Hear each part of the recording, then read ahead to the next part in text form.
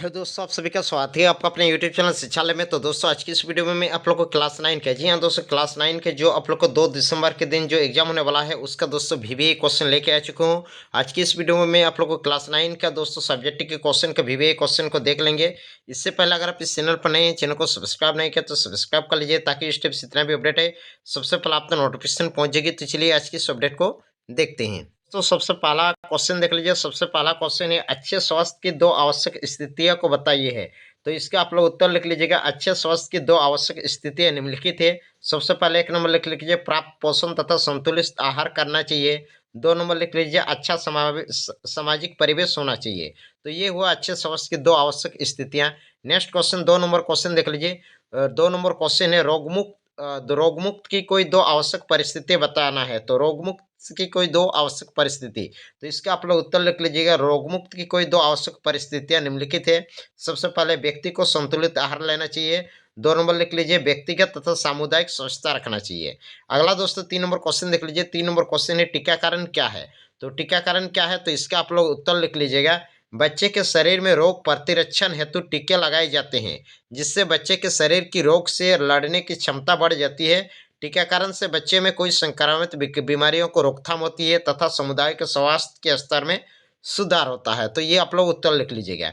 Next अगला question देख लीजिए। जब आप बीमार होते हैं तो आपको सुपाच्य या पोषण युक्त भोजन करने की परामर्श क्यों दिया जाता है। तो इसके आप लोग उत्तर लिख लीजिए। जब आप बीमार होते हैं तो हमारे सामान्य शरीर के कार्य बाधित हो जाते हैं। ऐसी स्थिति में जल्दी ठीक होने के लिए सुपाच्य तथा पोषण युक्त भोजन करने की आवश्यकता होती है। इसलिए बीमार पड़ने पर सुपाच्य तथा पोषण युक्त भोजन करने की परामर्श दिया जाता है। नेक्स्ट क्वेश्चन आगे देख लीजिए। आगे आगे नेक्स्ट क्वेश्चन है, 5 नंबर क्वेश्चन है, संक्रामक रोग। हाँ दोस्तों, संक्रामक रोग फैलने की विभिन्न विधियां कौन कौन सी है। तो दोस्तों इसका आप लोग विभिन्न विधियां लिख लीजिएगा। सबसे पहले संक्रामक रोग फैलने की निम्नलिखित विधियां हैं। हवा के द्वारा फैलता है, जैसे ऐसे रोग के सूक्ष्मजीव मनुष्य के हवा में छींकने से, खांसने से, बात करने के द्वारा फैलते हैं। ये सूक्ष्मजीव हवा में मौजूद धूलकण या पानी के बूंदे द्वारा अन्य लोगों तक पहुंच सकते हैं। जिससे एग्जाम्पल लिख लीजिएगा, सर्दी जुकाम, न्यूमोनिया और क्षय रोग के द्वारा फैलते हैं। नेक्स्ट, जल के द्वारा भी संक्रामक रोग होते हैं। जैसे जब संक्रमणीय रोग से ग्रसित रोगी के अवशिष्ट पेयजल में मिल जाते हैं और यदि कोई स्वस्थ व्यक्ति जाने अनजाने में इस जल को पीता है तो रोगाणु को एक नया पोषी मिल जाता है, जिससे वह भी इस रोग से ग्रसित हो जाता है। जिसे एग्जाम्पल में लिख लीजिए, कोलेरा। नेक्स्ट आगे देख लीजिए, लैंगिक क्रियाएं के द्वारा भी फैलता है।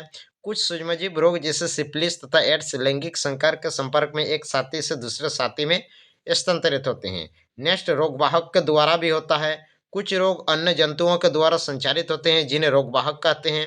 उदाहरण के लिए मलेरिया मच्छर के काटने से फैलते हैं। नेक्स्ट क्वेश्चन देख लीजिए। संक्रामक रोगों को फैलने के रोकने के लिए आपके विद्यालय में कौन कौन सी सावधानी आवश्यक है। तो इसका आप लोग उत्तर लिख लीजिएगा। संक्रामक रोगों को फैलने के लिए विद्यालय में निम्नलिखित सावधानियां हैं। सबसे पहले आप लोग लिख लीजिएगा, संक्रामित व्यक्ति से दूर रहना चाहिए। 2 नंबर लिख लीजिएगा, रोग फैलने से रोकने के लिए खांसते या छींकते समय मुंह में को ढक लेना चाहिए। नेक्स्ट, स्वच्छ पानी पीना चाहिए।